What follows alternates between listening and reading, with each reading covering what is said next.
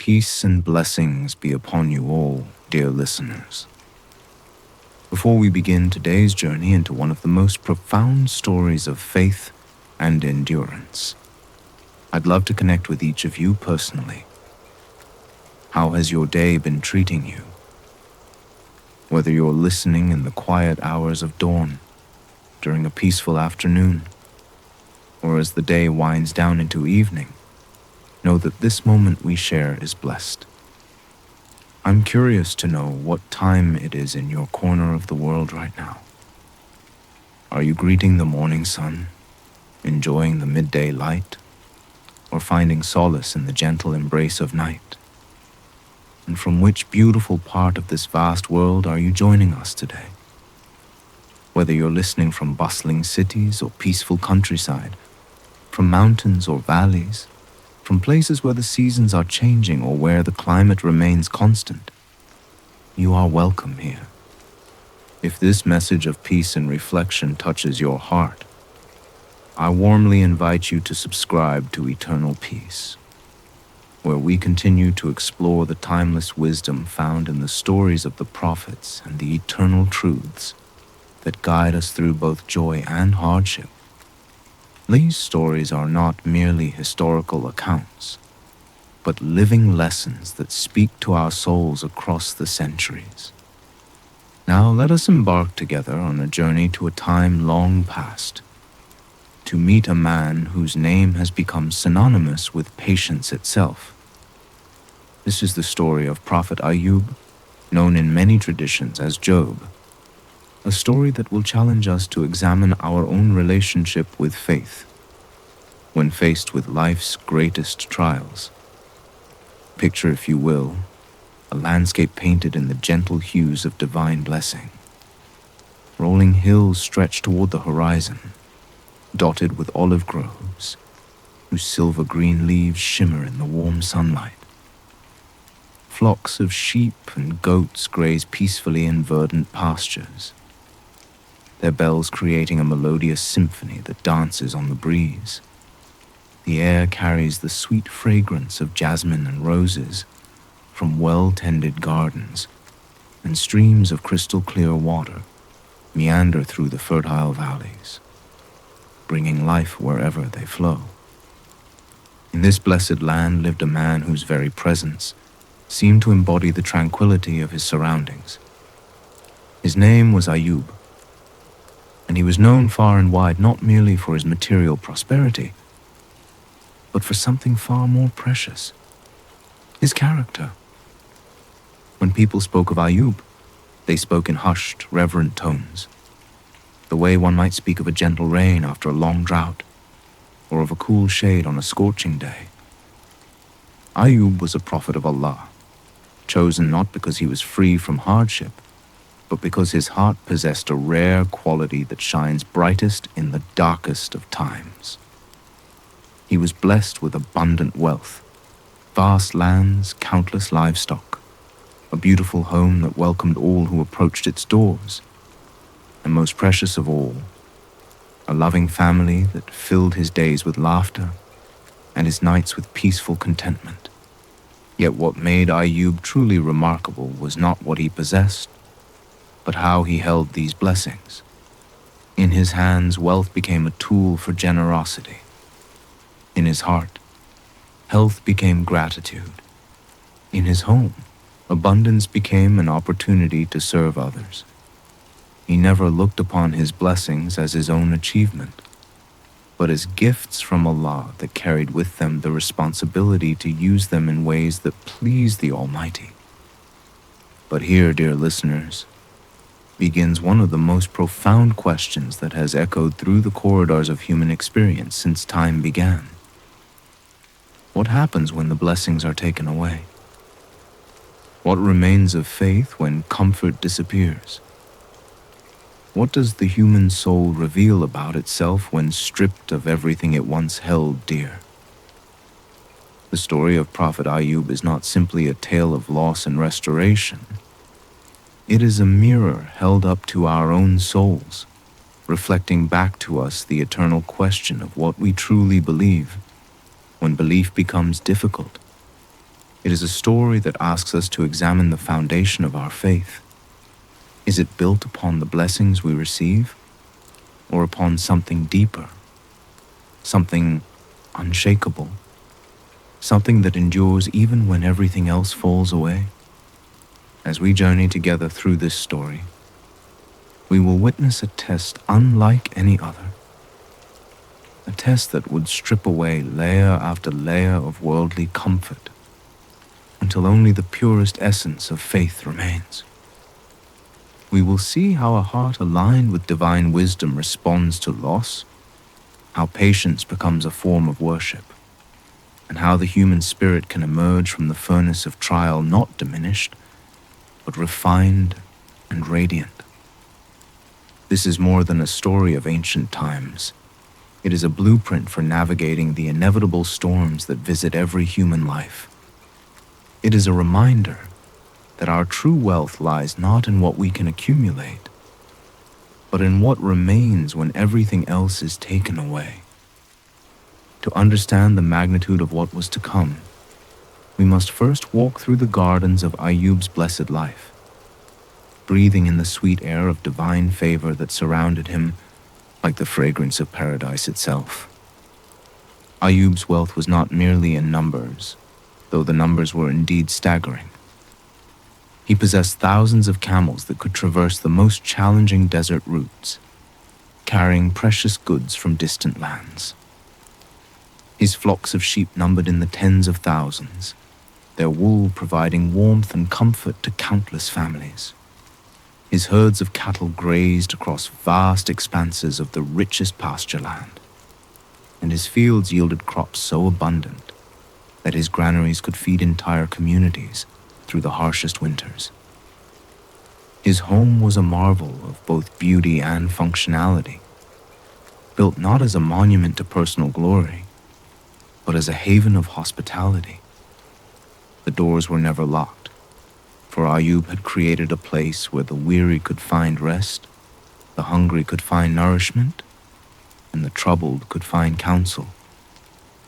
The halls echoed with the voices of guests from all walks of life, merchants sharing tales of distant markets, scholars discussing matters of wisdom and law, and simple travelers grateful for a safe place to spend the night. The walls of his home were adorned not with displays of personal achievement, but with reminders of divine mercy. Verses from the scriptures were woven into tapestries that caught the morning light, and the call to prayer resonated through rooms designed to echo the voice of worship. Every corner of his dwelling reflected a man who understood that true beauty comes not from showing off wealth, but from using it to create spaces where souls could find peace. His family was perhaps his greatest earthly joy. His wife was a woman of remarkable character, whose beauty radiated not merely from her physical appearance, but from a heart that had learned to love both Allah and His creation with equal devotion. She was his partner in all acts of kindness, often seeing needs before he did, and always ready to extend their hospitality even further than he might have initially planned. Their children were numerous, each one a unique reflection of divine creativity. Sons who had inherited their father's wisdom and generosity, daughters whose laughter could brighten the cloudiest day. The home was filled with the sounds of childhood, lessons being recited, games being played, stories being told around the evening fire. Each child was raised not with a sense of entitlement to their family's wealth, but with an understanding of their responsibility to use whatever blessings they received in service to others. But perhaps what made Ayyub's blessed life truly remarkable was how he carried these blessings. Every morning, before the sun painted the sky with its first golden rays, Ayyub would rise for the pre-dawn prayer.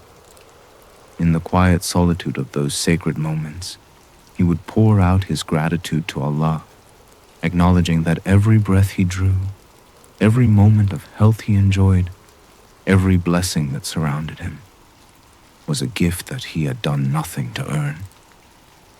His gratitude was not mere words recited from habit, but a living, breathing awareness that colored every moment of his day.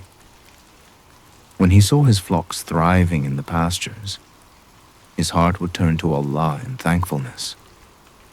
When he broke bread with his family, he would remember those who had no bread, and his gratitude would immediately translate into action, ensuring that his surplus reached those in need. The poor of the region knew they could always find refuge at Ayyub's door. He had established a system where no one would go hungry within the boundaries of his influence.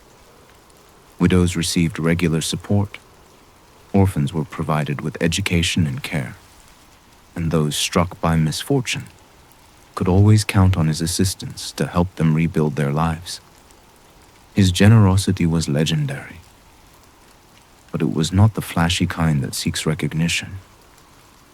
Instead, it was the quiet, consistent kind that flows from a heart truly convinced that all wealth belongs ultimately to Allah, and that human beings are merely trustees charged with distributing it according to divine guidance.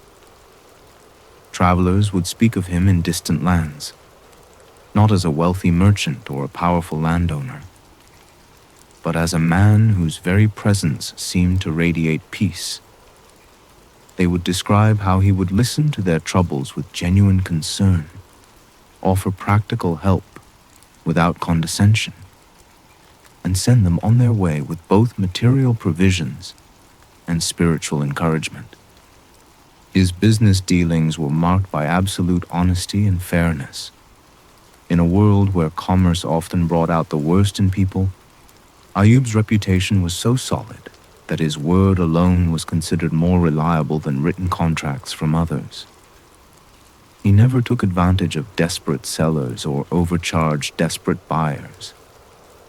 Instead, his business practices reflected his understanding that true profit comes not from what you can extract from others, but from what value you can create for everyone involved. As the seasons cycled through their eternal rhythm, Ayyub's life seemed to be a testament to the truth that when human beings align themselves properly with divine will, blessings flow naturally and abundantly. His gratitude attracted more reasons for gratitude.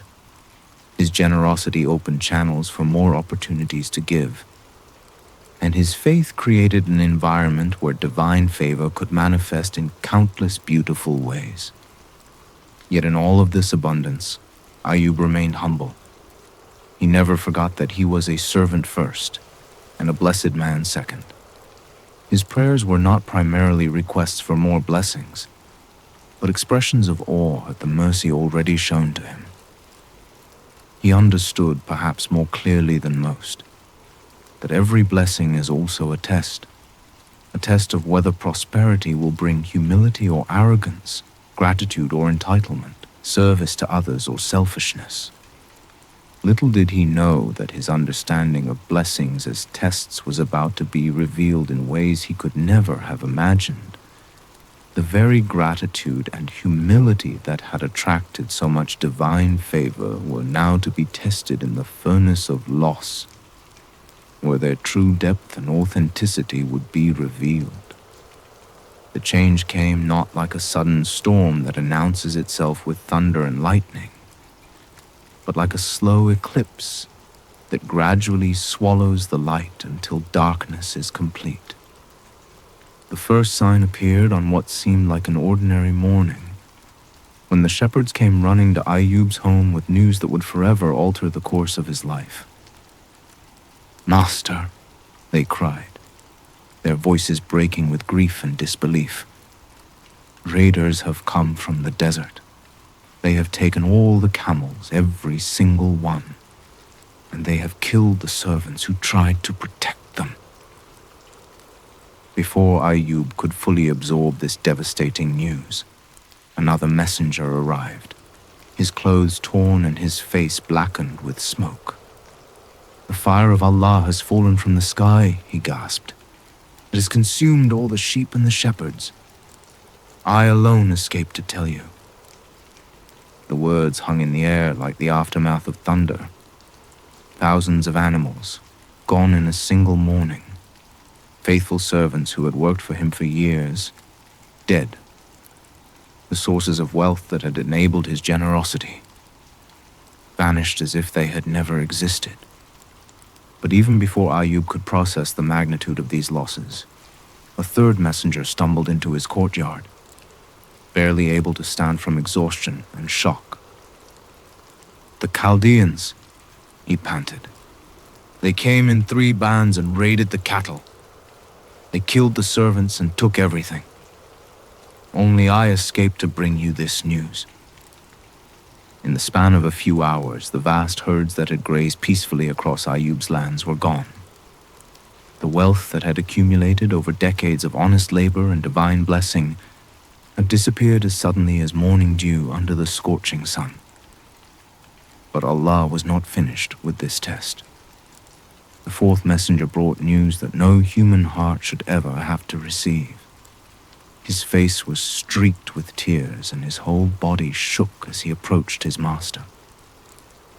"Your children," he whispered, the words seeming to tear at his throat as he spoke them. They were feasting together in their eldest brother's house when a great wind came from across the wilderness. It struck the house and it fell upon them all. "They are dead, my lord. All of them. I alone escaped to tell you." The silence that followed was deeper than the silence of graves. In a single day, Ayyub had lost not only his material wealth, but his precious children. Those bright lights who had filled his home with laughter, who had carried his hopes for the future, who had been the living proof of Allah's favor upon his life. For a long moment, Ayyub stood perfectly still, as if the weight of these disasters had turned him to stone. Those who watched him wondered if a human heart could bear such sudden and complete devastation without shattering entirely. They waited for him to cry out in anguish, to question why such disasters had befallen a righteous man, to demand answers from heaven that seemed suddenly silent. But what happened next has echoed through the corridors of spiritual history as one of the most profound examples of human faith ever recorded. Ayyub slowly removed his outer robe and tore it, as was the custom in mourning.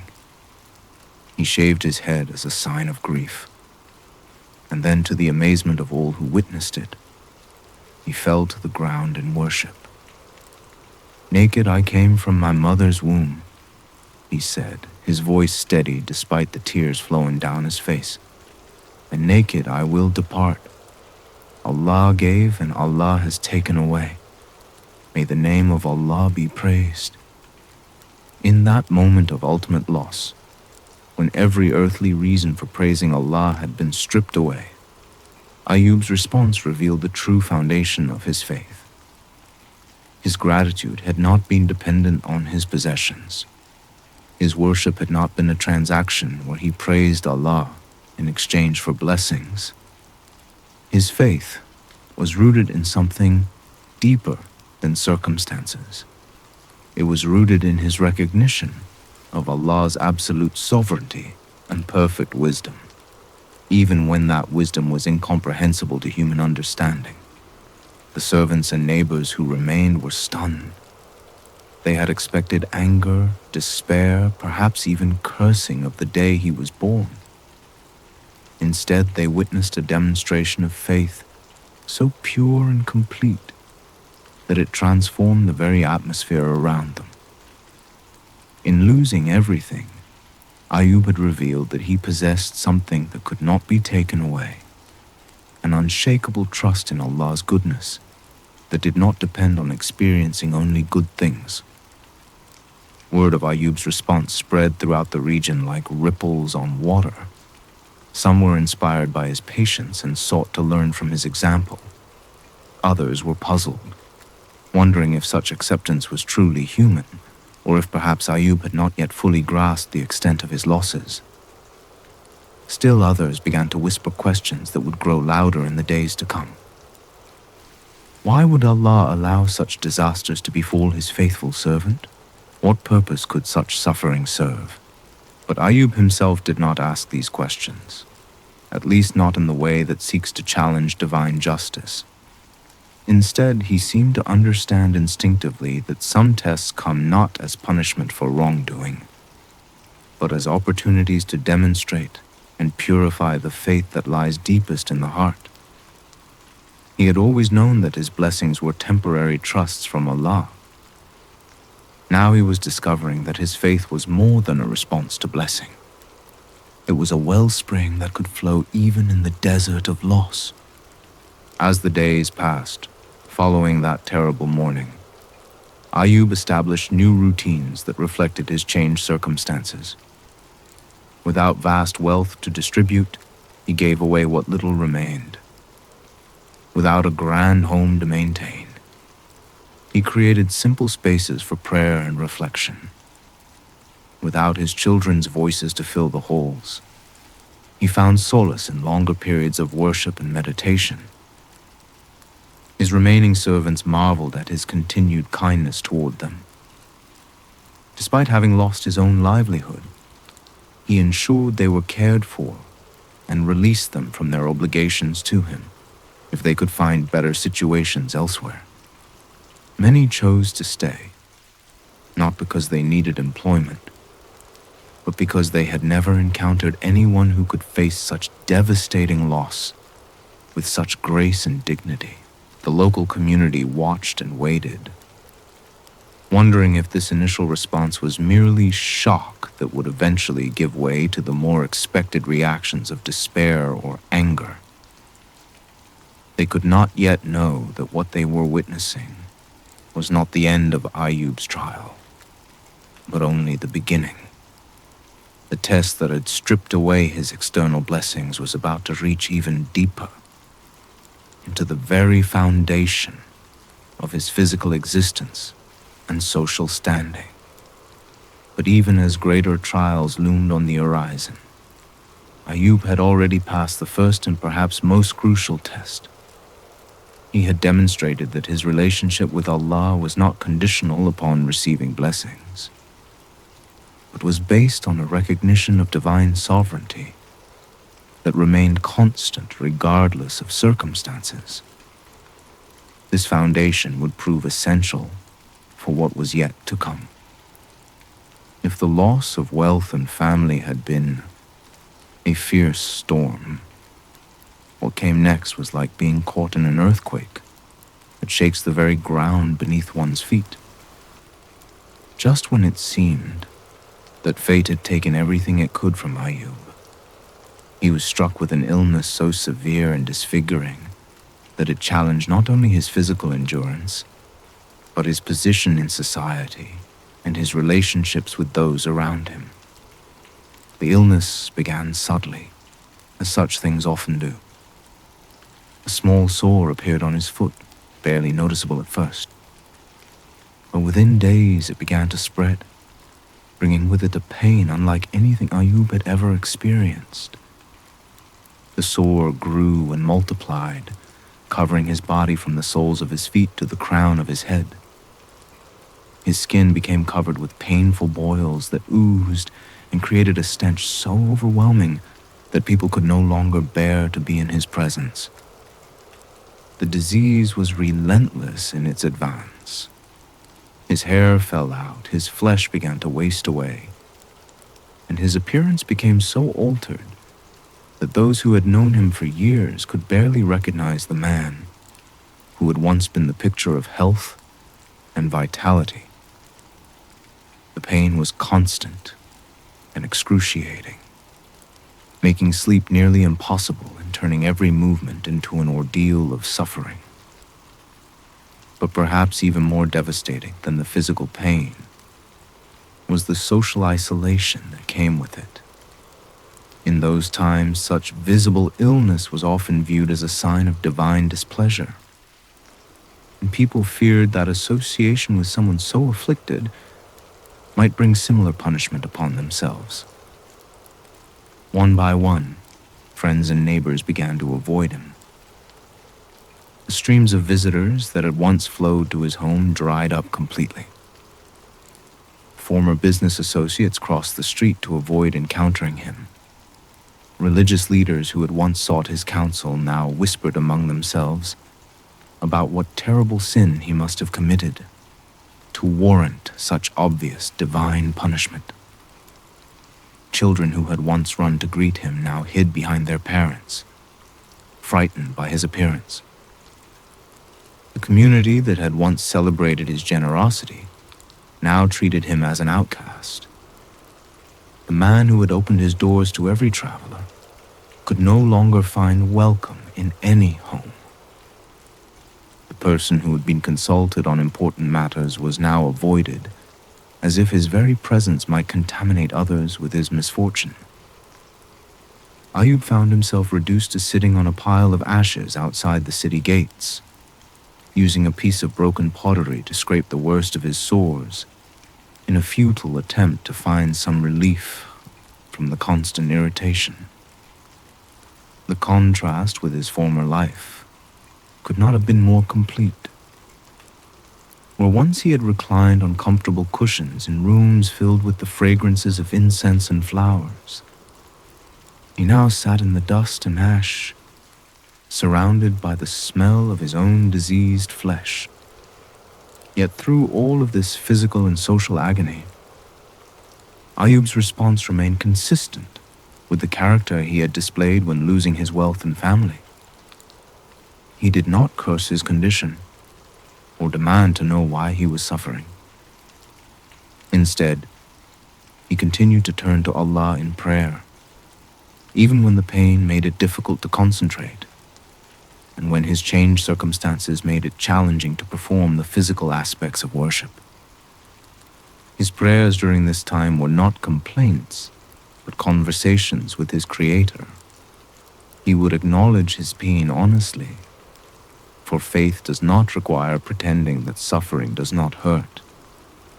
But he never suggested that Allah was being unjust or cruel. Instead, he seemed to understand that his illness, like his previous losses, was another chapter in a story whose full meaning would only be revealed in Allah's perfect timing. The physical suffering was accompanied by deep emotional pain as he processed the loss of his children and the destruction of the life he had built. Grief has its own timeline, and even the most faithful heart must work through the natural human responses to devastating loss. Ayyub allowed himself to feel the full weight of his sorrow while never letting that sorrow transform into bitterness against Allah. During the long nights when pain made sleep impossible, he would recite verses from the scriptures, finding comfort in the eternal truths that had guided his life even when current circumstances seemed to contradict everything he had believed about divine goodness. His faith was being refined in the furnace of suffering, with every element that was not essential being burned away until only the purest trust remained. The local community watched this process with a mixture of awe and bewilderment. Some began to question their own understanding of divine justice, wondering how such obvious righteousness could be met with such apparent punishment. Others became more convinced that Ayyub must be hiding some terrible secret sin, for surely Allah would not allow such suffering to befall an innocent man. But there was one person who did not abandon him during this darkest period of his trial. His wife, that woman of remarkable character who had shared his years of blessing, now proved that her love was not dependent on his health or wealth or social status. When everyone else fled from his presence, she remained by his side, tending to his sores, bringing him what little food they could afford, and providing the human companionship that his soul desperately needed. Her loyalty during this period was itself a form of divine mercy, In his isolation from the rest of society, she became his window to the outside world, his reminder that he was still worthy of love, his proof that not everything good had been stripped from his life. She had lost her children too, had seen their comfortable life reduced to poverty, had watched her husband transform from a respected leader to a social outcast. Yet she chose to remain, to serve, to love without condition. This was not easy for her. She experienced her own moments of questioning, her own struggles with grief and loss. There were times when the weight of caring for someone so ill, combined with her own mourning and the stress of their changed circumstances, pushed her to the limits of her endurance. But in the end, her love proved stronger than her weariness, her loyalty deeper than her questions. Together, they created a small island of faithfulness in a sea of suffering. Their conversations during this time, though often brief due to his weakness, were marked by a tenderness and understanding that only grows between souls who have walked through fire together.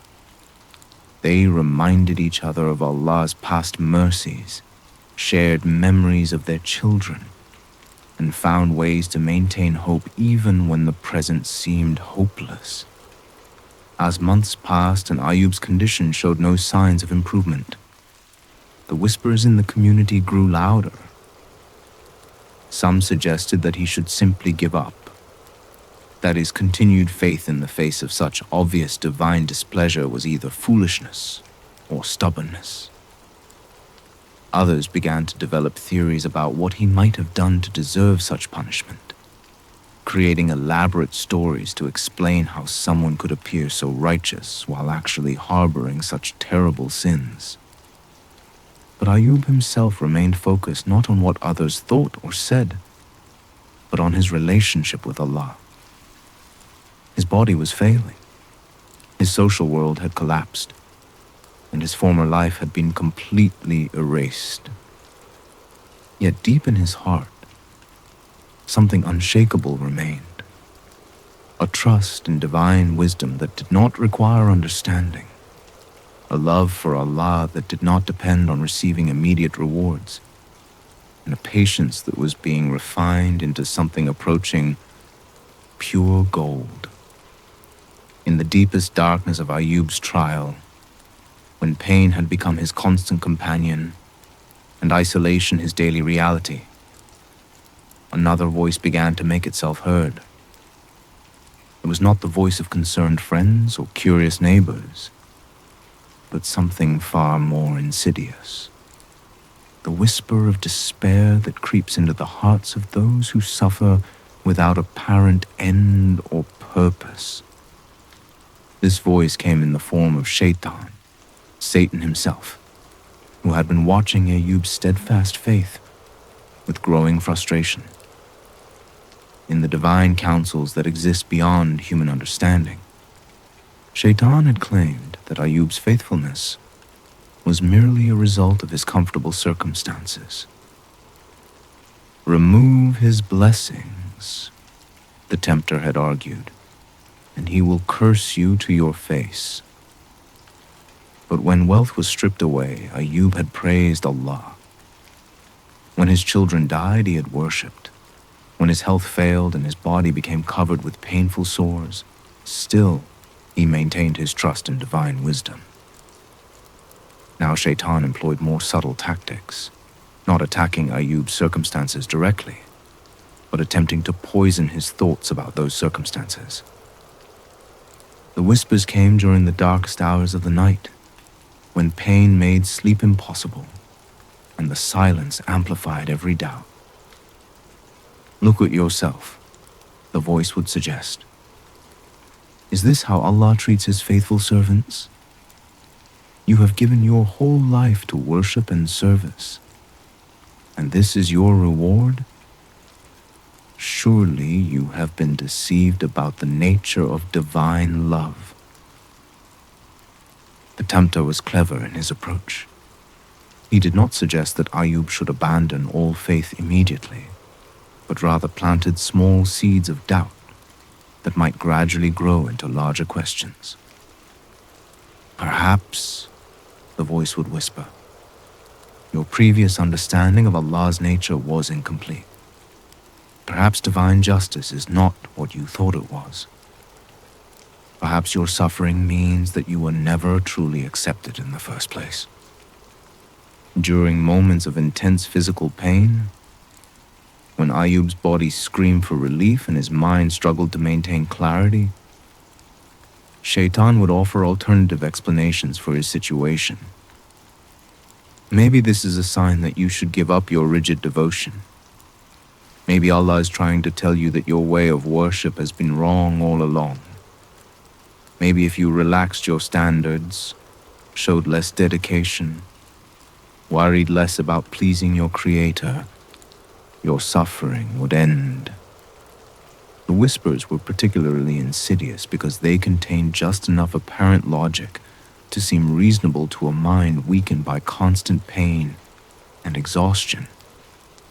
Look at those who never bothered to serve Allah as you have, the voice would suggest. They live comfortable lives while you suffer. Clearly, your devotion has been wasted effort. Clearly, there is no special reward for righteousness. But perhaps the most dangerous whisper was the one that questioned not Allah's existence or power, but His care.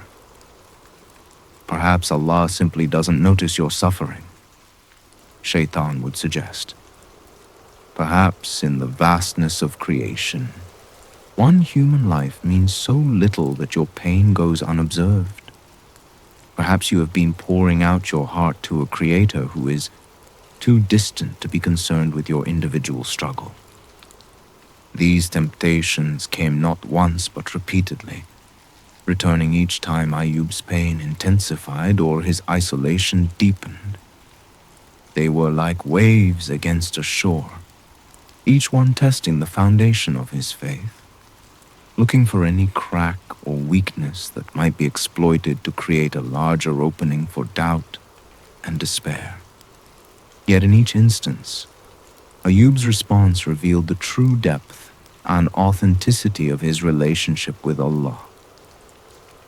When the whisper suggested that his suffering proved Allah had abandoned him, Ayyub would remember the countless evidences of divine mercy he had experienced throughout his life.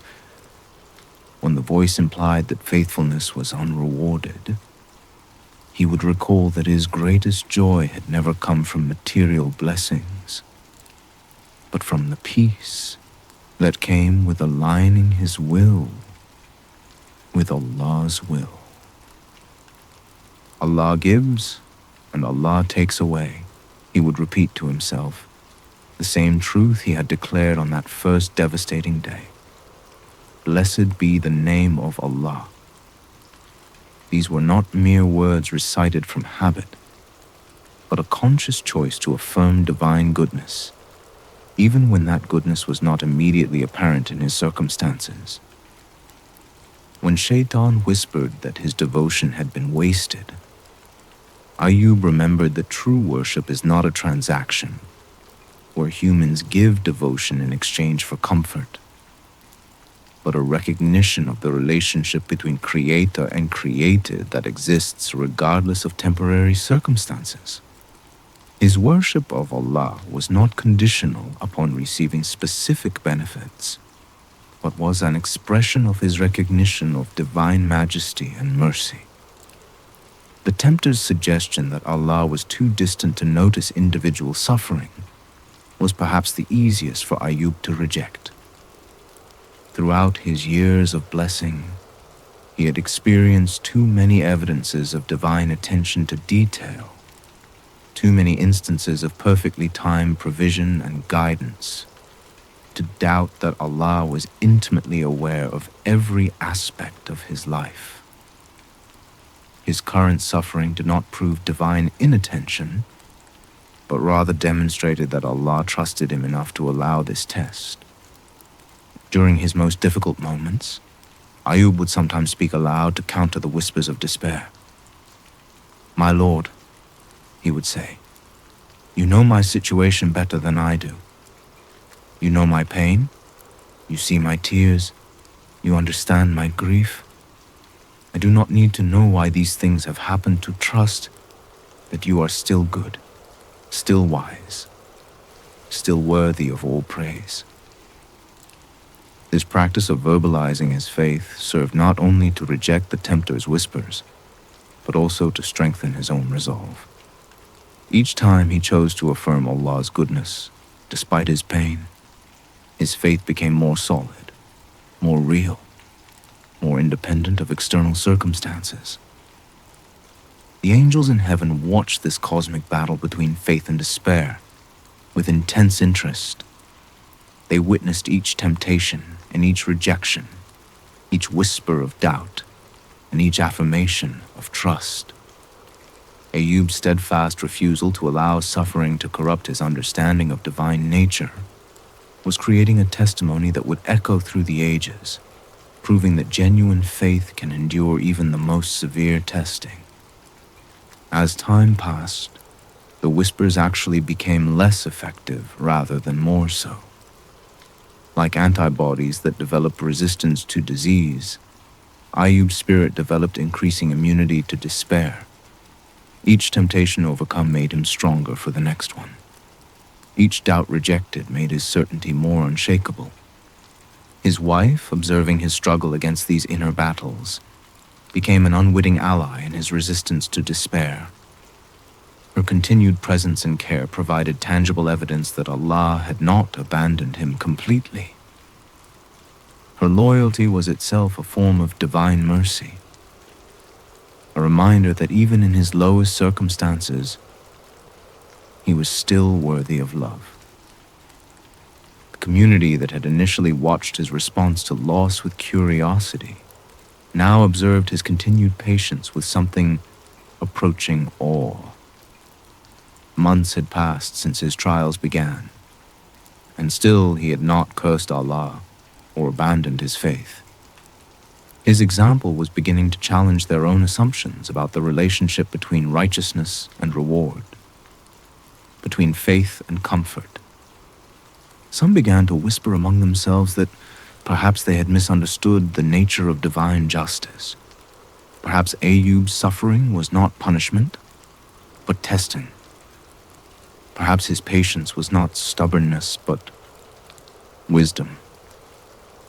Perhaps their own faith, which had never been tested so severely, was less solid than they had assumed. But Ayyub himself was not focused on what others thought of his situation.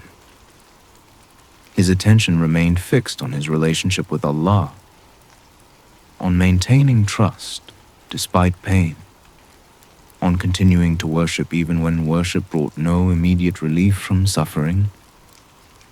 He was learning that faith's greatest victory is not the absence of testing, but faithfulness during testing. Years had passed since that first devastating day when messengers brought news of loss after loss. Years of physical pain, social isolation, and spiritual testing that had stripped away every external sign of divine favor, while leaving the core of faith not only intact but refined to an unprecedented purity. Ayyub had endured seasons of suffering that might have destroyed lesser souls. Yet his trust in Allah had only deepened with time.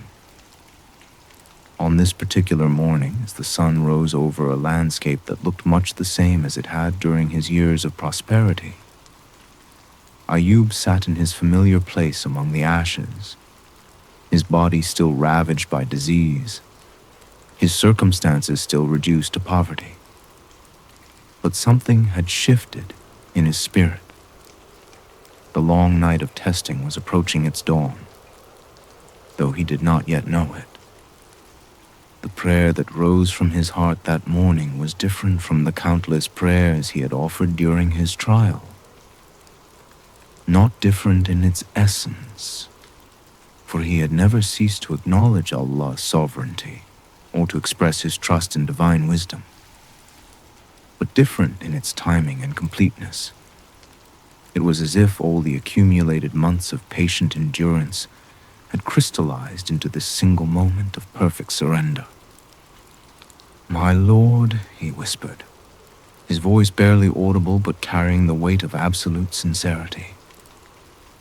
"Indeed, adversity has touched me, and you are the most merciful of the merciful." The words were simple, containing no elaborate requests or detailed explanations of his situation. They were the prayer of a heart that had learned to trust completely, to surrender absolutely, and to hope without demanding specific outcomes. In those few words lay the distilled essence of everything Ayyub had learned through his trial. He acknowledged his adversity honestly. Faith does not require pretending that suffering is not real or painful. Yet he acknowledged it without complaint, without accusation, without the suggestion that he had been treated unjustly. The adversity had touched him, he said, using a word that suggested temporary contact rather than permanent injury. More significantly, his prayer did not focus primarily on his own condition, but on Allah's nature. Even in his moment of greatest need, his heart turned not to his own pain, but to divine mercy. He declared Allah to be the most merciful of the merciful, affirming his trust in divine compassion, even when he had experienced months of what might seem like the absence of mercy. The prayer carried within it both humility and confidence. Humility in acknowledging his complete dependence on divine grace, confidence in the character of the one to whom he prayed. He was not demanding relief as something owed to him because of his patience. Instead, he was placing his situation entirely in the hands of perfect mercy, trusting that Allah would respond according to divine wisdom rather than human expectation. What Ayyub could not have known was that in the heavenly realms, his prayer was received as the completion of a test that had served purposes far beyond his individual trial. The angels who had witnessed every moment of his suffering, every temptation resisted, every act of patience, now heard in this simple prayer the voice of faith that had been proven genuine beyond any possibility of doubt. The response came immediately, though not in the way human minds might have anticipated. Allah's voice reached Ayyub's heart with instructions that must have seemed strange after years of passive endurance. Strike the ground with your foot. Such a simple command, requiring such a small action, yet it carried within it the power to reverse years of suffering in a single moment. Ayyub, whose faith had learned to trust divine instructions regardless of whether they made immediate sense to human understanding, did exactly as he was commanded. He struck the ground with his foot, and immediately a spring of clear, cool water burst forth from the earth. The water bubbled up with such purity and abundance that it was obvious this was no ordinary spring, but a direct manifestation of divine mercy. "This is a spring for bathing, cool and refreshing," came the divine instruction, "and drink from it." The water that emerged was not merely H2O, but liquid healing, containing within its molecular structure the power to restore what disease had destroyed, to renew what suffering had depleted, to rebuild what trial had torn down.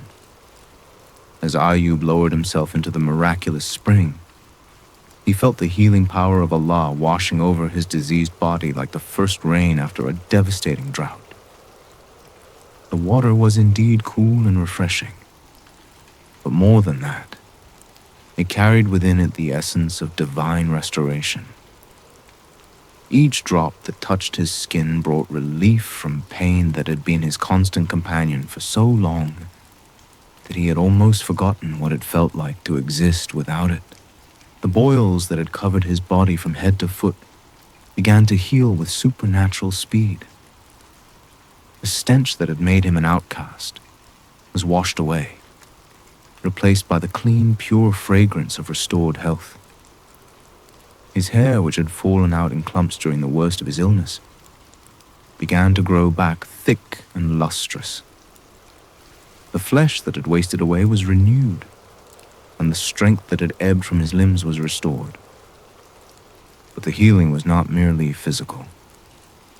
As the spring water flowed over him, it seemed to wash away not just the symptoms of disease, but the accumulated weariness of his soul, the emotional exhaustion of years of suffering, the weight of grief that had pressed upon his heart, the loneliness of isolation. All of these began to lift like morning mist before the rising sun. When Ayyub emerged from the spring, he was not merely healed, but transformed. His body was not only restored to its former health, but seemed to radiate a vitality that surpassed even his best days before the trial.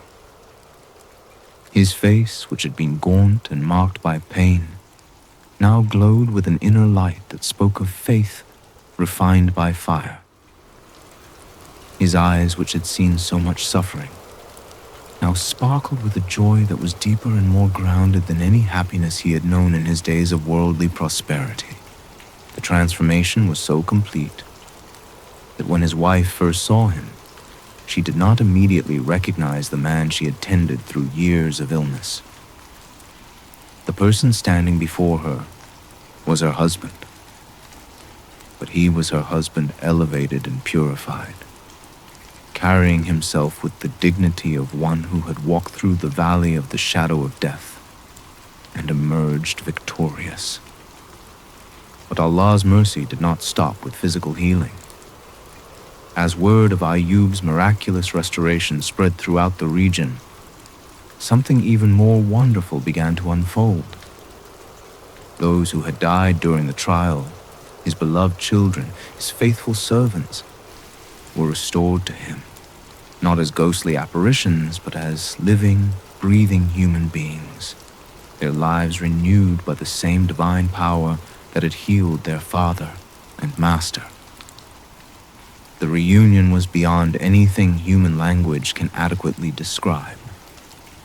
The children who had been lost in that terrible storm came running to embrace their father, their laughter once again filling the air around him.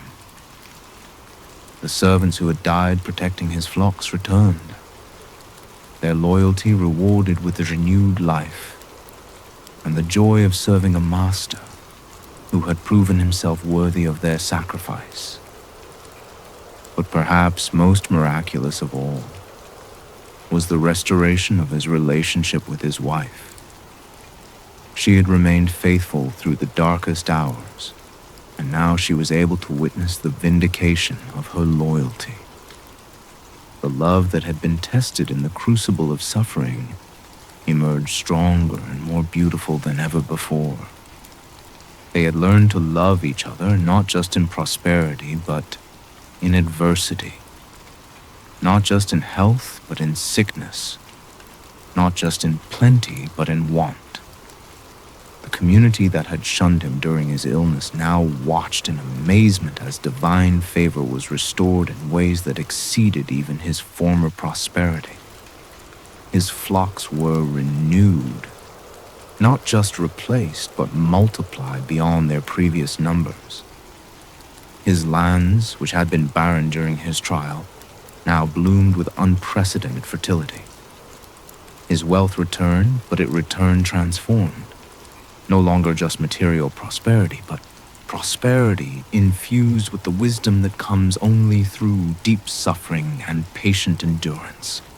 As we reflect on this remarkable journey from blessing through trial to restoration, we find ourselves standing before a treasure trove of eternal wisdom that speaks to every human heart that has ever wrestled with questions of faith, suffering, and divine justice. The story of Prophet Ayyub is not merely a historical account of one man's extraordinary patience. but a blueprint for understanding how the human soul can maintain its connection to the divine, even in the most challenging circumstances. The first and perhaps most profound lesson that emerges from Ayyub's experience is the nature of true patience, what in Arabic is called sabr. This is not the passive resignation that simply endures hardship because it has no other choice, nor is it the stoical suppression of emotion that pretends suffering doesn't hurt. Instead, sabr is an active, conscious choice to maintain trust in Allah's wisdom, even when that wisdom is not immediately apparent to human understanding. Ayyub's patience was characterized by several key elements that distinguish it from mere endurance. First, it was rooted in a deep understanding of Allah's nature that did not change based on circumstances. When blessings were abundant, Ayyub praised Allah for His generosity. When blessings were removed, he continued to praise Allah for His wisdom. His knowledge of divine character was not dependent on his personal experience of comfort or discomfort, but on a more fundamental recognition of Allah's perfection. Second, his patience was active rather than passive. Throughout his trial, he continued to worship, to pray, to maintain his spiritual practices, and to treat others with kindness. He did not withdraw from his relationship with Allah or suspend his spiritual life until better times returned. Instead, he found ways to deepen his connection with the divine, even when external circumstances made worship more challenging. Third, his patience was honest about pain while refusing to let pain define his understanding of reality. Ayyub never pretended that his suffering was pleasant or easy. When he finally prayed for relief, he acknowledged that adversity has touched me. But he never allowed the reality of his pain to eclipse his trust in Allah's goodness. He demonstrated that faith can coexist with honest acknowledgement of difficulty. The story also teaches us profound lessons about the nature of gratitude. Ayyub's gratitude during his years of prosperity was not merely appreciation for good things that had happened to him, but recognition that all blessings come from Allah and can be withdrawn at any time according to divine wisdom. This understanding prepared him for loss in a way that surface-level gratitude never could have. True gratitude, as demonstrated by Ayyub, is not dependent on continuously receiving new blessings, but is rooted in recognition of Allah's absolute sovereignty over all circumstances. Even in the midst of devastating loss, he could declare, Allah gave and Allah has taken away. Blessed be the name of Allah. This was not denial of his pain, but affirmation that divine wisdom extends beyond human understanding of what constitutes blessing. Perhaps even more challenging for many people to understand is the lesson that suffering is not always punishment for wrongdoing. The community around Ayyub made the common mistake of assuming that because he was suffering, he must have committed some terrible sin that warranted divine retribution. This assumption caused them to abandon him precisely when he most needed their support and compassion. Ayyub's story reveals that suffering can serve multiple purposes in the divine economy. Sometimes it comes as a natural consequence of choices made in a world where human free will can create harmful situations. Sometimes it results from living in a physical universe governed by natural laws that do not suspend themselves for human convenience. But sometimes, as in Ayyub's case, it comes as a test and purification of faith that serves purposes beyond the individual experiencing it. The trial of Ayyub was not random or meaningless, but served to demonstrate the possibility of genuine faith that does not depend on receiving immediate rewards. His patience became a proof to all subsequent generations that human beings are capable of loving and trusting Allah for His own sake, rather than merely for the benefits that such love and trust might bring. The story also illuminates the crucial importance of loyalty and compassion in human relationships. Ayyub's wife emerges as one of the great heroines of spiritual literature, not because she never struggled or questioned, but because she chose love over convenience, loyalty over comfort, and service over self-protection. Her decision to remain with her husband during his illness, when every social pressure encouraged her to distance herself from him, demonstrated a quality of love that reflects divine mercy itself. Her example teaches us that true love is revealed, not in the easy times when loving brings obvious benefits, but in the difficult times when love requires sacrifice. The marriages, friendships, and family relationships that endure life's inevitable storms are those built on this kind of unconditional commitment, rather than on mere mutual benefit. The restoration that came to Ayyub teaches us about divine mercy and the ultimate justice that governs the universe. The healing and renewal he experienced were not rewards he had earned through his patience, but expressions of Allah's inherent compassion and commitment to ultimate justice. The fact that his blessings were restored in greater measure than before demonstrates that Allah does not forget the faithfulness of His servants, even when that faithfulness must be tested through severe trials. However, it's crucial to understand that not every story of faithful endurance ends with immediate restoration in this life. Ayyub's physical healing and material restoration serve as a symbol of the ultimate healing and restoration that await all who maintain faith through testing, but that ultimate vindication may not come until the afterlife.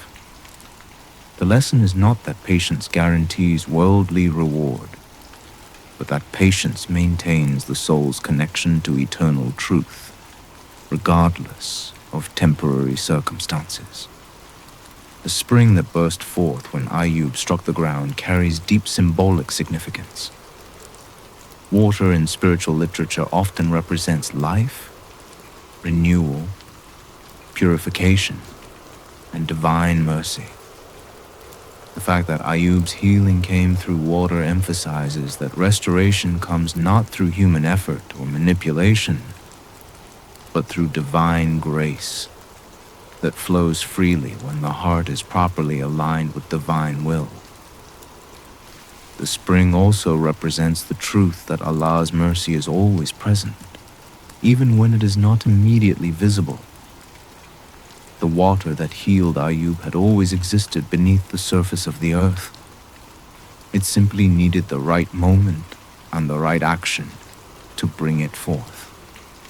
Similarly, divine mercy is always available to the faithful heart, even when circumstances make that mercy difficult to perceive. Finally, Ayyub's story teaches us about the eternal impact of patient faithfulness. His name has become synonymous with patience across cultures and religions, precisely because his example demonstrated possibilities for human faith that had not been fully revealed before. Every person who has drawn strength from his story, every heart that has found courage to endure through remembering his example, every soul that has maintained faith in dark times because of the precedent he set. All of these represent the ongoing fruit of his patient endurance,